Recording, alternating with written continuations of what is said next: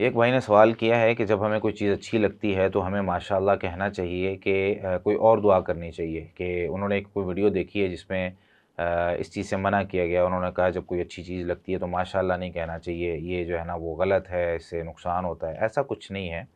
بلکہ ماشاءاللہ کہنا چاہیے اور اس کے ساتھ برکت کی دعا بھی کرنی چاہیے۔ اور قرآن کریم میں تو ہے ماشاءاللہ لا قوت الا باللہ،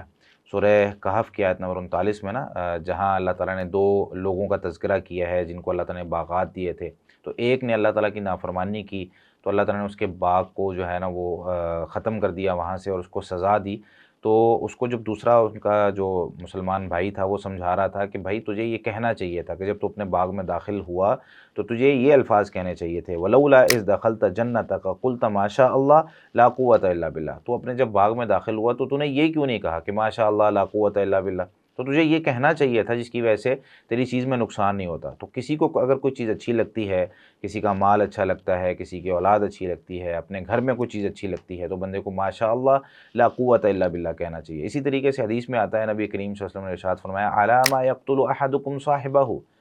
تم میں سے جب کوئی اپنے بھائی میں کوئی چیز دیکھتا ہے تو وہ اس کو ماشاء اللہ برکت کی دعا کیوں نہیں کرتا اس کے لیے، اور حدیث کے الفاظ ہیں اللہ برکتا، اس کے لیے آپ نے برکت کی دعا کیوں نہیں کی، تبارک اللہ بارک اللہ فیک، آپ کو یہ کہنا چاہیے تھا۔ تو جب بھی کوئی چیز کسی میں دیکھیں کوئی اچھی لگ رہی ہے، کسی کے کوئی بھی کام اچھا لگ رہا ہے تو اس میں ماشاء اللہ بارک اللہ فیکا، تبارک اللہ، اس طرح کے الفاظ کہیں، ماشاء اللہ لا قوت الا باللہ قرآن کریم سے یہ ثابت ہے، تو ماشاء اللہ کہنا چاہیے۔ کسی بھی اچھی چیز کو دیکھتے ہوئے ماشاء اللہ کہنا قرآن سے بھی ثابت ہے، اور صحابہ کرام سلف صالحین بھی ماشاء اللہ لا قوت الا باللہ یا لا حول ولا قوت الا باللہ، یہ بھی سلف صالحین سے الفاظ ثابت ہیں، یہ کہنے چاہیے۔